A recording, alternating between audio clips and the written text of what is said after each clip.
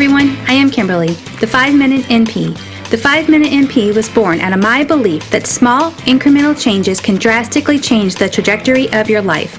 Our genes do not have to determine our lifespan. My goal through this podcast is to act as a roadmap that bridges the gap between knowledge and action, leading to you living your healthiest, happiest, longest life. Welcome to the 5-Minute NP podcast. Hello everyone, welcome to the episode. I feel so fortunate I was able to interview Dr. Tim Bono. Dr. Bono is a professor at Washington University here in St. Louis. He has won several teaching awards and thousands of college students have taken his popular courses on the psychology of young adulthood and the science of happiness. Dr. Bono is an expert consultant on psychological health and happiness for a number of national media outlets such as CNN, Fast Company, the Associated Press, and several public radio stations. He's also the author of Happiness 101 and When Likes Are Not Enough. He speaks to the power of our perspective, as well as the happiness equation, the evidence on social media and its effects on happiness, as well as what is keeping us from being happy, and simple strategies to increase our happiness. He also talks about why we need to build authentic self-esteem and how, as well as how to begin this early in childhood. He also shares why venting our anger does more harm for us than good. Wow, this is such a great episode, and I'm glad you're here. If you haven't already, please share and subscribe to the podcast, and I invite all of you to join the 5-Minute NP podcast group on Facebook so you can be a part of it all. Thank you, and welcome to the 5-Minute NP podcast. All right. Hi, Dr. Bono. How are you? I'm great. How about yourself? I'm doing good. I'm looking forward to talking with you today. I think this will be a great conversation. Yeah. How long have you been a professor at Washington University? So I started in 2011. So this is my 10th year that I just started this week, in fact. Wow. You know, I went to Jewish nursing school back in the day. Oh, very good. Yeah, all within the family, so to speak, just on the other side of Forest Park. Yeah, they tore it down and made the whole big Barnes complex not long after I left. But yeah, I was down there all the time. What led you into the field of positive psychology? Well, when I was a PhD student, I was studying a topic called implicit social cognition, and that was interesting to me, but I wasn't really passionate about that topic. And I started working in the residential life office where I was working with a lot of undergraduates on campus, and I just became curious about what predicted their overall well-being. College campuses have seen something of a mental health crisis in recent years, and I just wanted to know what were the predictors of that, what were some of the behaviors that were allowing some students to be very happy and very successful and other students kind of sending them in the other direction. And that really began as a set of questions that I brought to the attention of my advisor in grad school.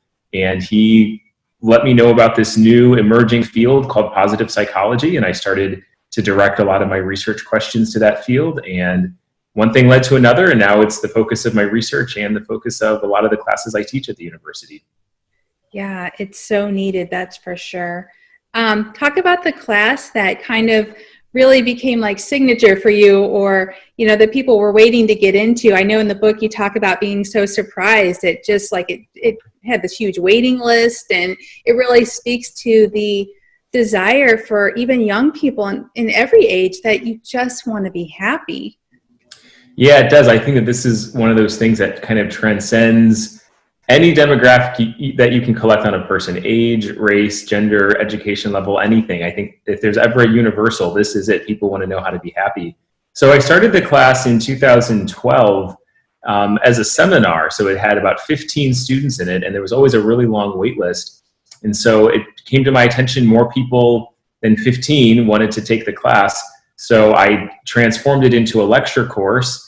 And I set the limit at 300, and I found that there was still a wait list, but you know that I couldn't go any larger than that because there weren't any classrooms that could accommodate that. So it's really a class that in many ways I designed as a course that I wish that I would have taken when I was in college, or just things that I wish I would have known when I was making that transition from college into the real world. That kind of focuses on just the simple behaviors and mindsets, the decisions we can make day in and day out that can really increase our sense of happiness and well-being. Mm-hmm. I know. I wish, just reading your book, it's like you give a lot of good strategies, and I love the different things you would do for students, these these tests you would perform or whatever. And I was just like, it's so cool just to be able to be doing that research and actually have live students really going through it with you. It's really cool. But I mean, and just what you've probably learned from the experiences. Well, what was your motivation for writing your book? Well, as I mentioned, I noticed that there were a lot of people who were interested in the class. And so after a couple of years of teaching the class and transforming the course from a seminar to a lecture, that process itself required me to really delve into the research to develop more lectures. Because when it's a seminar course, you can have just a couple of topics that you're going to cover in a given week, and the rest of the time, most of the time, is going to go to discussion because people want to talk about it. But when you've got 300 people in an auditorium, there's not going to be a lot of discussion. It's got to be entirely the instructor who's carrying that. And so I had all of this research that I had found and that I had summarized for the course. And I also had a lot of feedback at that point. After having taught the class for a couple of years, lots of students had reached back out to me after a couple of years and said, hey, I took this class with you a bunch of years ago, but here are all the ways that it's been helpful for me. And I thought, well, maybe there are more people beyond just those who have taken the class who would be interested in this and who might benefit from this. And so that was the motivation from the book, was to take the science that I had been building this course around and then sort of provide a narrative around the science based on the stories that students had shared with me over the years about how they've put that into practice, so that, as you say, it would have some strategy, some practical takeaways that people could understand not only what the research says about how to increase happiness, but also some stories from people who have truly put this into practice and the successes they encountered and the challenges and other ideas that hopefully can be helpful as we all are on this quest to increase our sense of well-being. Mm-hmm. You're so right. Early in the book, we hear about mindset. I mean, think of all of the quotes on mindset, all of the philosophers, the leaders, everybody's talking about mindset. Change your thought, you change your life. Can you speak to what you talk about with the power of our perspective on things? Yeah, certainly a large part of our psychological health is going to be affected by what we choose to focus on at any given time, because a lot of what happens in the world really is open to interpretation. And it's up to us to make a decision about how we are going to allow that to affect us and which particular aspects we are going to highlight in our minds. And so, the current pandemic situation is a great example. I mean, there's so many negative things that truly are inherently bad about this, that we're not able to spend as much time with close friends and family as we would like to. People are sick, they're dying. I mean, those are things, there's no way to spin that. There are negative things that are happening. But, there are also some positive things that are occurring as well.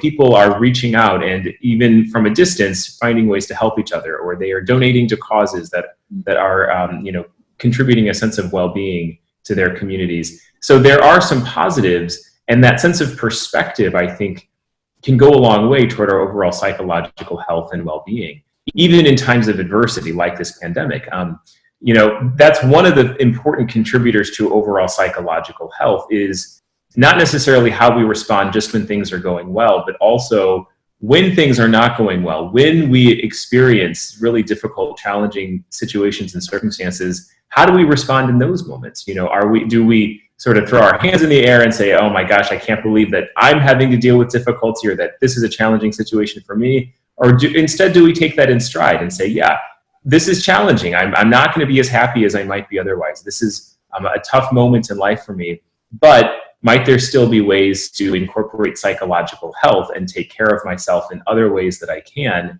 And perspective in those moments in particular, I think that's where you really learn a lot about somebody's psychological character and their psychological strength. Is not only when things are going well, how are they doing? Everybody feels good on those days. Right. It's in the moments of difficulty, the extent to which someone is able to reflect on what's going on and perhaps even develop a sense of mastery and continue to persevere to extract meaning from that difficulty.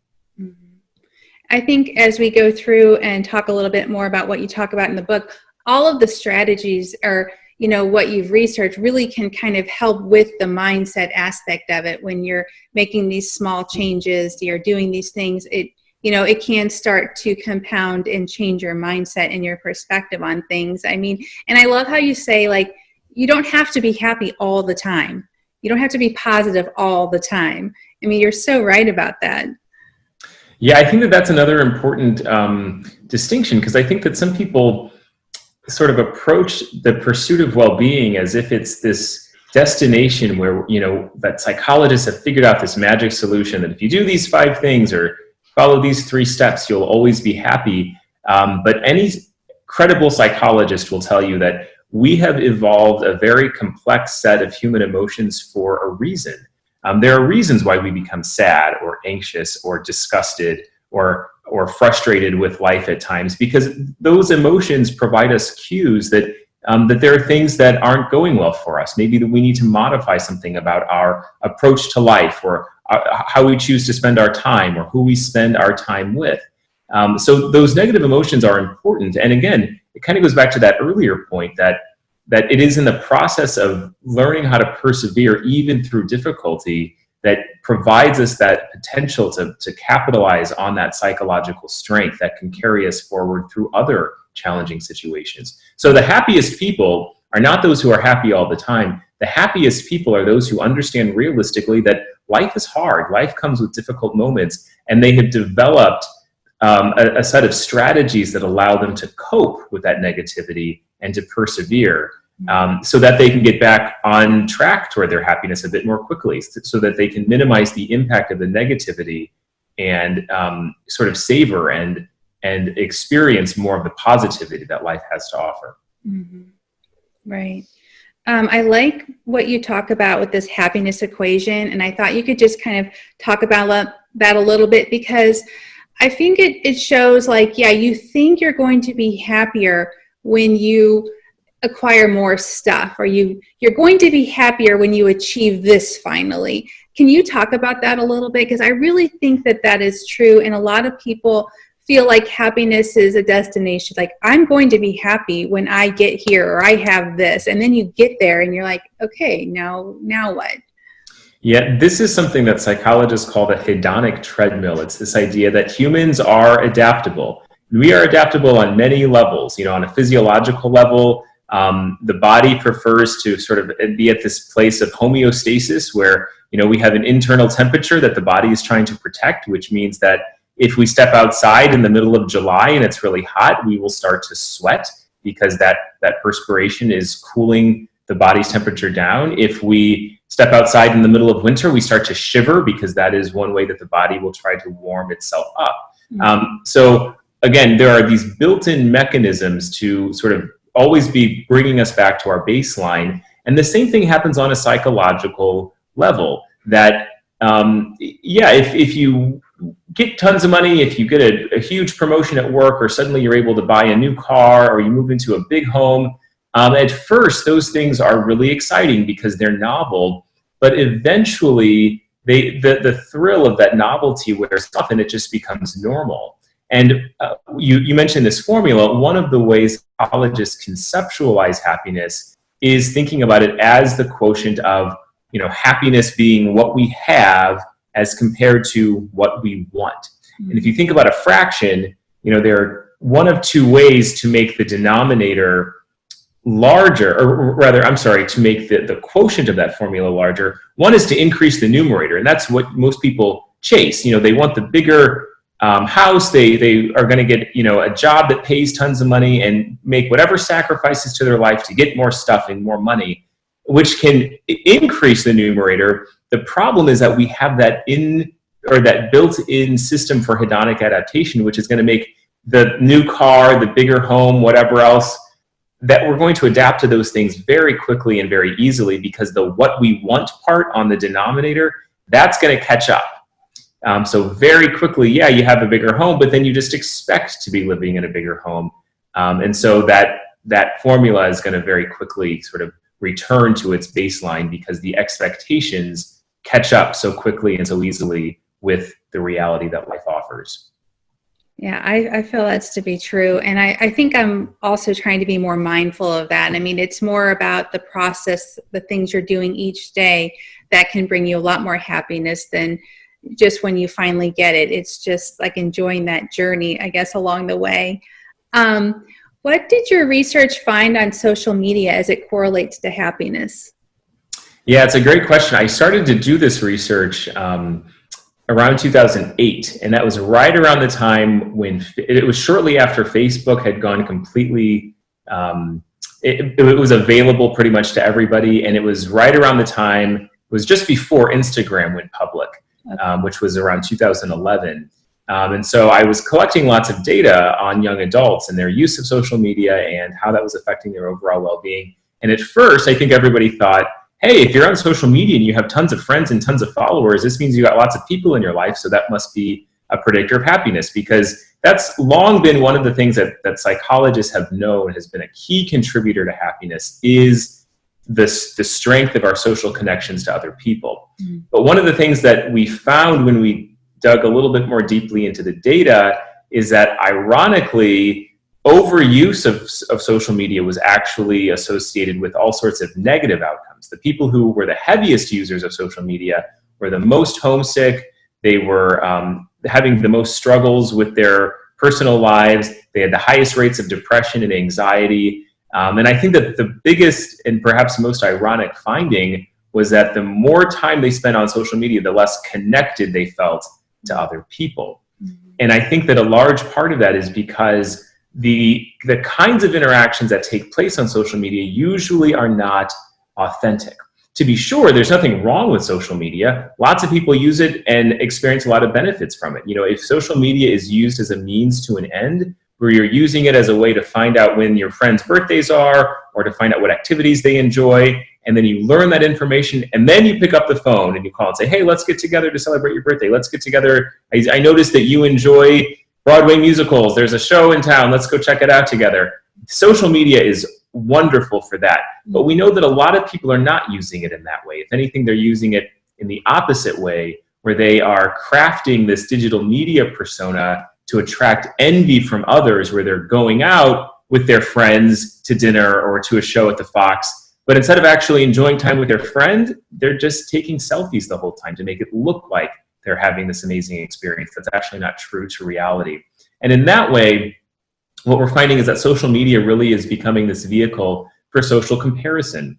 And psychologists, among the things that psychologists have known that affect our well-being, that's one of the key detractors from well-being. Mm-hmm. It's really hard to be happy if you constantly have your head over your shoulder and you're caught up with how you measure up to those around you, and you're trying to make it look like your life is better than it actually is, so that others will be envious of you. That's no good recipe for happiness. In fact, it's pretty well documented at this point that that's a recipe for anxiety and for depression. And so unfortunately, that's what social media often lends itself to, and that is very likely explaining why we find that the heaviest users of social media often are those who are struggling the most with their mental health. Again, it's not to say that social media is inherently bad. Lots of people do experience benefits from it, but among those who are using it just as a way to find out what other people are doing, feel anxious because they are missing out, or FOMO as they call it, those are the people who unfortunately are sort of falling prey to some of the negative things associated with social media. And also the addiction aspect, and you were talking about it later in the book, just how distracting it is and how it keeps you from focusing on, you know, what the things you need to get done or studying or whatever. I mean, there's a lot more to it as well as far as the addiction part of it as well. The next few things I want to talk about seem so simple, and we hear it all the time. And yet, I found it interesting when you talked about exercise is the new smoking, and you know, I found it interesting the effects you saw in your students when they really started to implement exercise in their life, as far as their mood, their happiness, their productivity. What did you find that how exercise really relates to our, you know, our happiness? Yeah, well, and I think that the phrase there is that sitting is the new smoking, which a lot of public health officials are now using.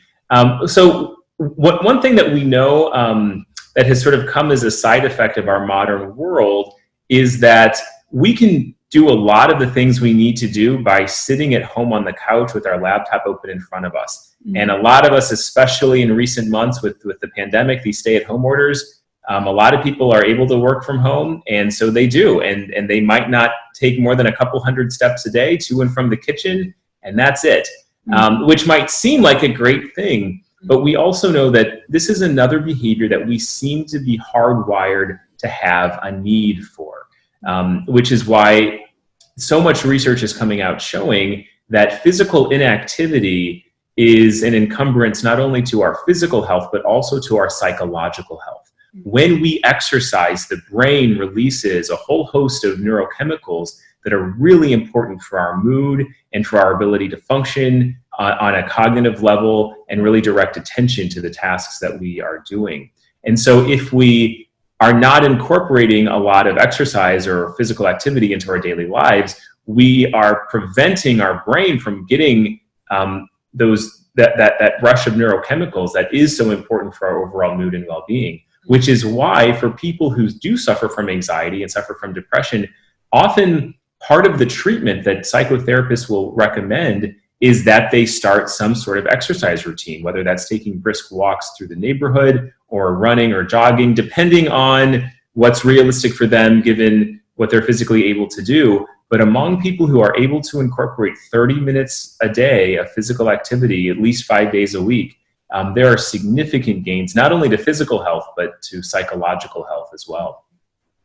Yeah, I agree. I feel so much better exercising, but I think it's just encouraging people to just start. It doesn't have to be big. It's like just start and you will feel better.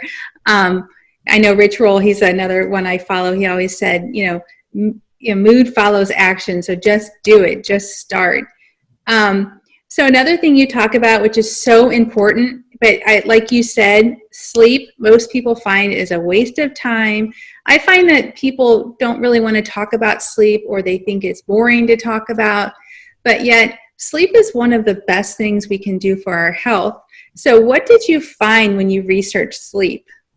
Yeah, this is another one that a lot of people, they hear about it and they say, yeah, I know sleep's important, but I'm just too busy to get a good night's sleep. Or my students, for example, love to tell me that they have too much work to do to get a good night's sleep on a regular basis. And what I always tell them is that, if you feel that way, you're actually in good company. It was Margaret Thatcher who once said, sleep is for wimps. Or Thomas Edison once went on record as having said that sleep is a criminal waste of time. And that's what we've long believed for many, many decades and centuries, perhaps. Even the brightest minds thought that sleep was kind of a waste of time. It was just this period of inactivity, and the thinking was that, well, you feel better when you wake up because you've removed yourself from the hustle and bustle of daily life.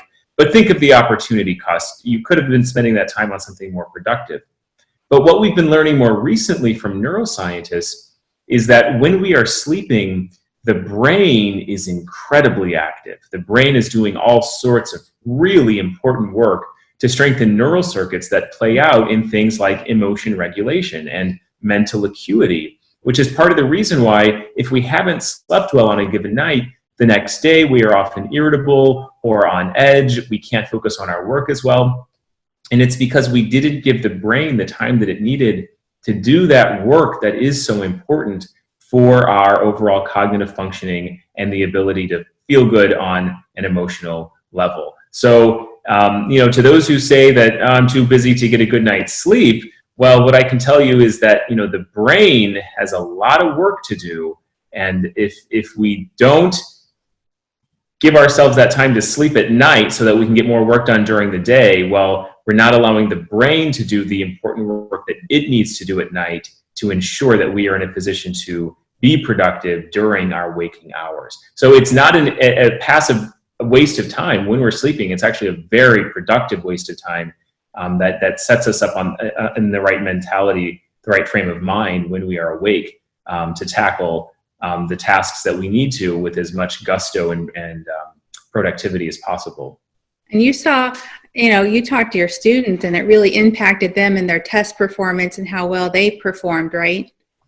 Yeah, there's a lot of research. I've certainly found that to be the case with my own students. And when you look at national surveys or research done on college students around the world, they find pretty reliably that if students are pulling an all-nighter, that necessarily is depleting their cognitive resources. They're not going to perform as well as they would otherwise. It's not to say that sleep can be a substitute for studying. You do have to also study, but Right. the great thing about sleep is that when we go to sleep, the brain goes to work. So any material that you've been studying before sleep, the brain is continuing to make those connections between the frontal lobe and the hippocampus where those memories are stored, and making sure that those neural circuits are strong. It's going to put you in a great position when you finally walk into that exam hall. So if you have the option to, spend 3 hours, or a certain amount of time, just pushing through and cramming as much information into your mind as possible,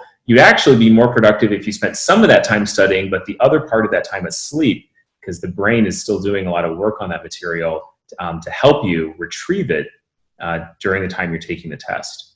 Yeah, I found that interesting because you talked a lot about some studies that were performed, and the students that got the sleep actually performed better, had better memory on the test. So that just goes to show you how important it is and how your brain does remember things better when you sleep. What did you find on the optimal length of time for a power nap to get benefits from it? Yeah, that's a really important question, because a lot of people say, well, I'm not able to get 8 hours of sleep a night. What do I do?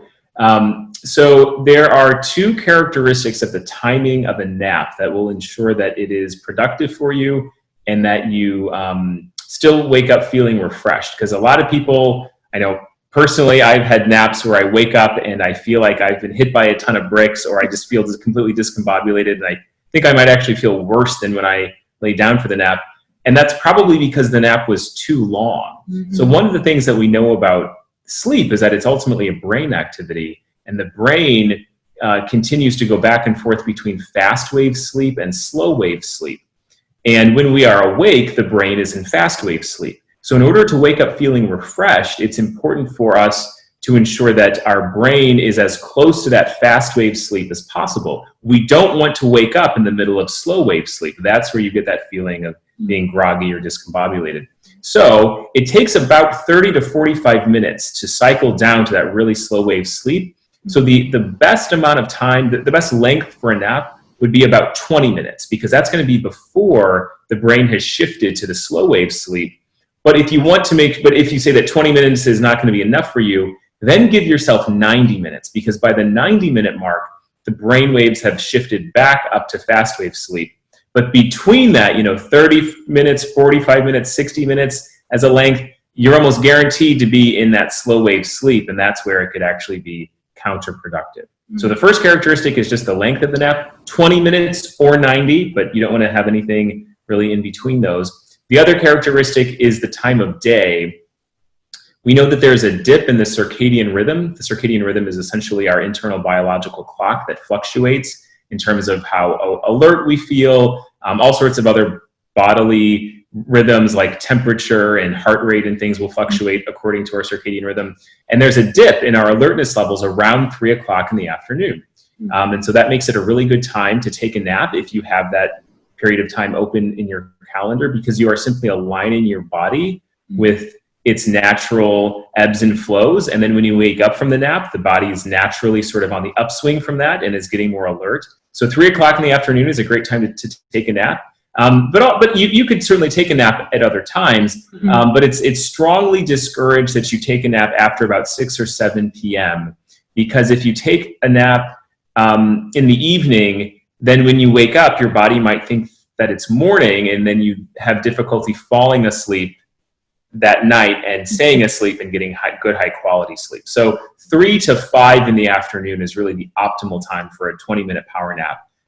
If it's like 7 o'clock and you're feeling tired, do whatever you can to push through to ensure that you're able to fall asleep and stay asleep that night and then feel good the next day. I love the tip. You even say maybe drink a little bit of caffeine, a little bit before you take your nap. And you said, if you think about it, it doesn't kick in. So that might help wake you up and make you feel more alert. Yeah, it's a counterintuitive finding, because people will say, wait a second, isn't caffeine a stimulant? Why would you take that right before a nap? But if you want to ensure that you get a 20-minute power nap, because maybe you have to be somewhere in an hour, and so you don't have time for a 90-minute nap, it takes about 15 to 20 minutes for caffeine to have its alerting effect on your system. So if you know that you're so tired that you could fall asleep right now, actually drink a cup of coffee, go ahead and fall asleep, and then that caffeine is going to kick in about 15 minutes, which is perfect because that's about the time that you want to wake up from your power nap anyway. That is such a good idea. Well, I love the chapter on attention training, and we hear so much more about this lately, meditation, mindfulness. Can you talk about that? You give some great ways in your book about how to be more mindful and why we even need to do this meditation and mindfulness in our life as far as it relates to our happiness.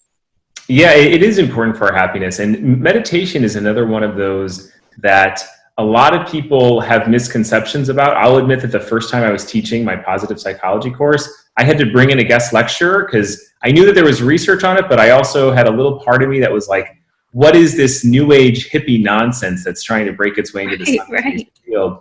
But as I learned more about it, what I really came to understand is that meditation is not just sitting in a corner trying to relax. Meditation ultimately is about attention training.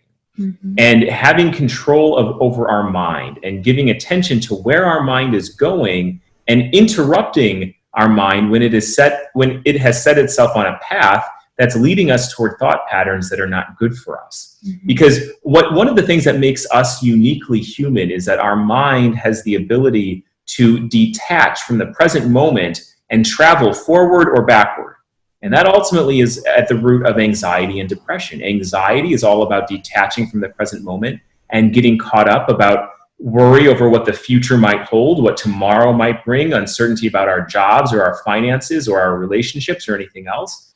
And depression is about the mind detaching from the present moment and traveling backward and ruminating over stuff that's happened in our past that hurt us or was upsetting to us. And often we find ourselves in these thinking patterns that we go over and over and over in our mind in a way that's not useful for us. And to be clear, there is value in planning for the future and reflecting on the past so that we can learn from it. But when our days are entirely consumed by those racing thought patterns, that's where it's no longer useful. That's where it really becomes maladaptive and harmful to our mental health. So meditation as an intervention is helpful because meditation is about carving out a small period of time. It could be 15 or 20 minutes and giving yourself the task of simply drawing attention to your breathing, paying attention to the physical sensation of air coming in through your nose, filling the diaphragm, and then you exhale that.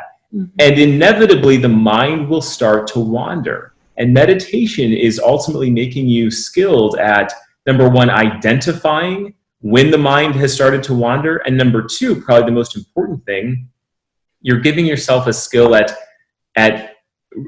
putting the mind's focus, redirecting it away from that distracting thought and putting it instead back on the task at hand. In this case, focusing on your breathing. And that comes in handy for us during the day because, if we sit down to work on a report and suddenly our mind is taking us to some place of anxiety, getting caught up about what might happen in the future. Well, if we've been meditating, then our mind is well practiced at identifying, number one, this is not a useful thought. And number two, it is well practiced at redirecting it and bringing the focus of our attention back to the task at hand, which explains why people who meditate on a regular basis are better able to manage their symptoms of anxiety and depression, and why students who meditate on a regular basis are able to perform better on cognitive tasks. Their reading scores improve. Their writing, the quality of their writing is better because they're able to give more attention to those tasks while they are performing them. Yeah, it's really good as far as, and then I love, just breaking the cycle of those negative thoughts and recognizing that this is a negative thought and just bringing it back. I think that is so powerful. I really, really, really love the chapter Failing Better. And I feel like it is so relevant in our ability, but what we've seen as far as our ability to cope with things. And I would love for you to share about what you talk about with the impact of that whole boosting your self-esteem movement and why giving everyone a trophy was probably not beneficial for us. Yeah, and it's one of those things where, for anybody who grew up in the 80s or 90s, and I think it's even happening today, this was developed by well-intentioned politicians and educators. There was actually a government-led task force that was charged with figuring out how to boost everybody's self-esteem. And the reason why these educators and politicians were asked to do this is because they got their hands on data sets showing that kids who had really high self-esteem when they were growing up were the most likely to be successful later. They had the highest grades in school, they had the highest quality friendships, they had the fewest behavioral problems. And so they said, okay, so if we boost everybody's self-esteem, if we make everybody feel good about themselves, then that's going to be a way to make sure that all of our kids are successful. But we didn't have a very robust body of research in the 1980s when this was coming out. And at the time, we thought that self-esteem was just about feeling good about yourself, which is why you had these programs, don't keep score at the soccer game, give every kid a trophy. Put posters in the classrooms telling kids that they are special and they are great, give them grades for effort. And the idea was, if we make kids feel good about themselves, that's going to boost their self-esteem. But one of the things we've come to understand since then, as we've gotten a little further with our research on self-esteem, is that authentic self-esteem is not just about feeling good about yourself. It's about knowing how to feel good about yourself and restore your mood, even in the face of adversity. And the ability to persevere is in some ways the true measure of somebody's self-esteem. Because anybody feels good on a day when they've gotten an A on a report card and they're told that they're getting a trophy at the end of the soccer game because they did so well. But if you really want to know something about somebody's self-esteem, you have to look at them on the day when they failed at something, on the day when they studied really hard for the test, but they still got a low grade, on the day that they worked so hard with their teammates to prepare for the soccer game and they still lose. Everybody feels bad on that day. It's not that we've identified superhuman people walking around who are immune to the effects of adversity, but the skill and the ability that allows somebody to persevere and to reflect on that and say, okay, I did poorly on this test. What do I need to modify about my approach so that for the next test, I'll have a better score? That ability turns out to be a very important skill for overall well-being and long-term success. In fact, one of the things you find is that very often the people who have succeeded the most are also the people who have failed the most. But what fueled their success is that in those moments of adversity, in those moments of failure, instead of throwing in the towel, they reflected on it and they said, okay, this didn't turn out as I hoped or expected, but what can I learn from this? What skills or meaning can I extract from this so that the next time I have an opportunity like this, it can turn out more likely to be in my favor. I can be successful. I can achieve the outcomes that I have in mind for me. And that's what's really at the core of self-esteem. So that's why, of course we want our kids to feel good. We should praise them and tell them they're great and wonderful and everything else, but we should also make sure that they are not so protected where they never have an opportunity to fail, because it is in the failure that they have that ability to develop that resilience. And that itself is a very important key component of well-being. I know you said in the book, it was interesting that the people that had experienced the moderate level of adversities through life were actually turned out to be the happiest people in life. There's been a number of studies looking at that, looking at how much adversity an individual has when they're growing up and the long-term outcomes. And they do find that it's not the people born with the silver spoon in their mouth who have everything provided for them, and there's always the helicopter parents or other people who are swooping in to solve all their problems and remove every pebble from the path to make sure it's smooth sailing. The people who often are the most successful and the most satisfied with their lives as adults are those who had to overcome adversity when they were in school. The individuals who maybe they were bullied, maybe their parents got divorced, maybe there were financial problems at home that prompted them to, number one, know how to face adversity, but importantly, that they were able to develop a sense of mastery and to develop some coping skills. And those coping skills that they were able to develop early in life, they carry with them. So that when they experienced challenges in college or challenges in their first job or challenges in a relationship, they were able to draw on that coping mechanism that they had developed earlier to carry them through those difficulties later on. Whereas the kids who never had any adversity that they had to deal with, when they faced a problem, often they shut down. They didn't know how to overcome it. And so they weren't able to get past that and perhaps achieve other success because they hit that roadblock and they simply didn't know what to do in that situation. Wow, it's so interesting. How do you feel like, how do you help somebody start to develop authentic self-esteem? Yeah, well, keeping in mind that authentic self-esteem really is about the way that people overcome adversity, a large part of it has to do with the kind of feedback that we provide an individual, both when things turn out well and when things do not turn out well. So even if you have a young child at home, even if they bring home the A+ report card, the temptation is to tell them, oh, you're great, you're smart, you're awesome, we're going to put this on the refrigerator, and it's perfectly fine to do that. But it's also valuable to sit down and have a conversation with them and say, so tell me about the process that took place there. And you can, of course, modify the language for whatever is appropriate for the child. But ultimately, you want to open up a conversation about how hard they had to work to get there, so that you are reinforcing the aspect of that success that is truly within their control. So that maybe they got all A's because they got lucky and they guessed correctly, or the assignments were just really easy. That's actually not the thing that we really want to be praising. If they got an A because it was just an easy test, well, that's not necessarily going to build self-esteem in the same way that they got an A because they had to work really hard. So emphasizing how hard they had to work, how much time they put into it, the fact that when they were struggling, they met with the teacher, those are the kinds of behaviors that are the same thing that can help a kid overcome adversity if they bring home a report card with really low grades. You can say, well, tell me about the process. How much time did you put into this? When did you start studying? Did you approach the teacher when you were having difficulties? And if not, well, let's think about what that would look like in the future. Because those are the variables that are in the child's control. And by emphasizing those variables, that's the sense of mastery. Those are the skills that they can take with them that ultimately are the contributors to that sense of self-esteem. Yeah, that is so good. I know you have to go pretty soon, but I loved how you talked about lately, when social media, again, you're so quick to want to respond, or when you feel angry, or, you see something and you just, it's very negative. Talk about how important, rather than venting and even sharing that negativity with somebody else, how it's more beneficial to maybe write it down, get it out that way, how it doesn't help our health or happiness by, everybody thinks, oh, you just need to vent. But you say, no, you don't really just need to vent. You really need to find a different way to manage this negative thoughts and anger.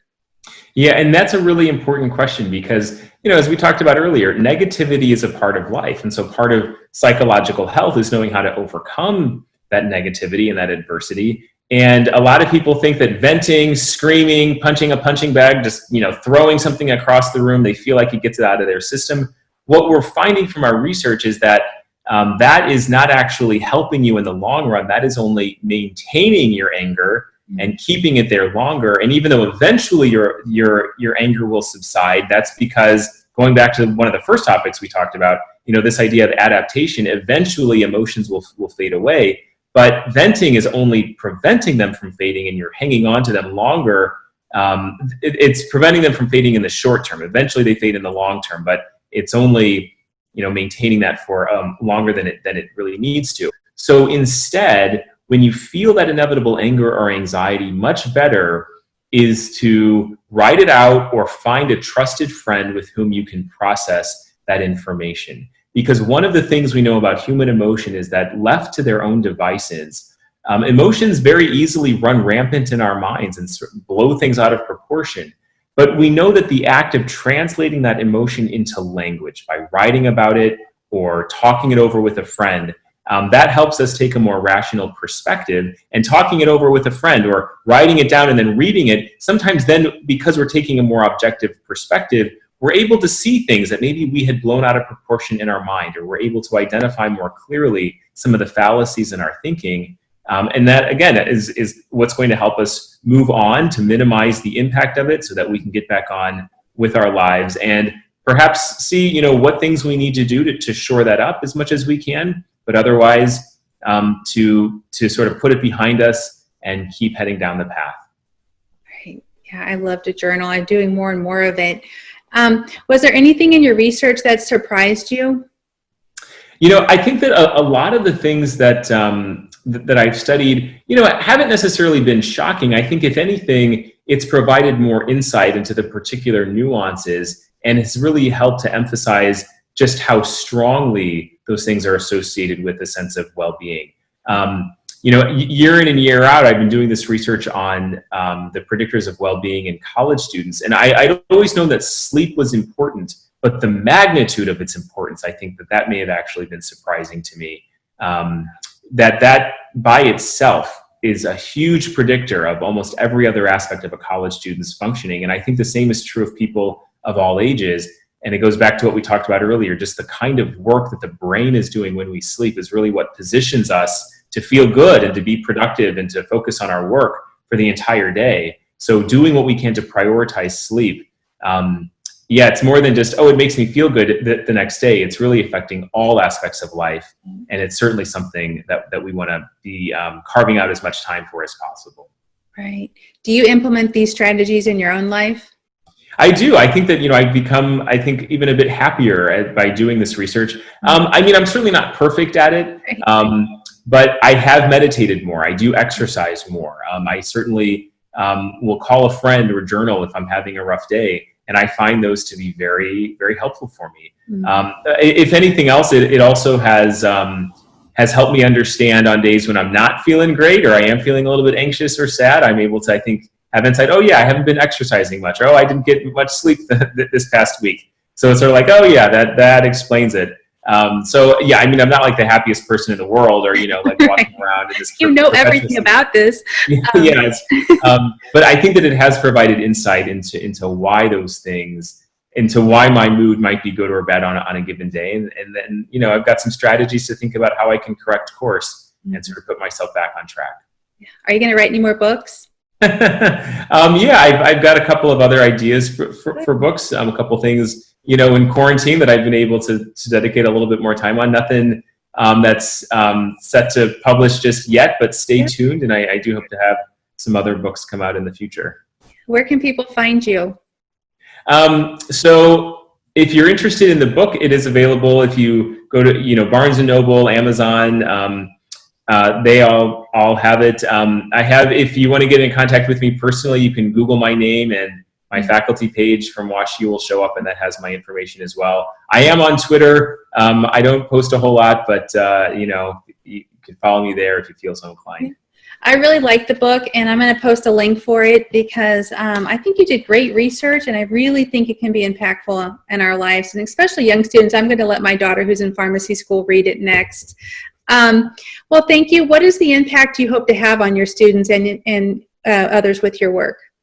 Well, I hope that it really just breaks open dialogue about the nature of human emotion, and that it dispels some of the myths. This idea that we're supposed to be happy all the time is simply untrue, that there's a reason that we have all these emotions. And so I hope that this book can give people some very practical interventions to cope with the inevitable stressors of life, and hopefully do some small, easy things to boost their well-being day in and day out, so that we can all be better cohabitors of the earth together. Mm-hmm. That's great. Well, thank you so much for joining me today. It was great talking to you. It's been my pleasure. It's been great talking to you too.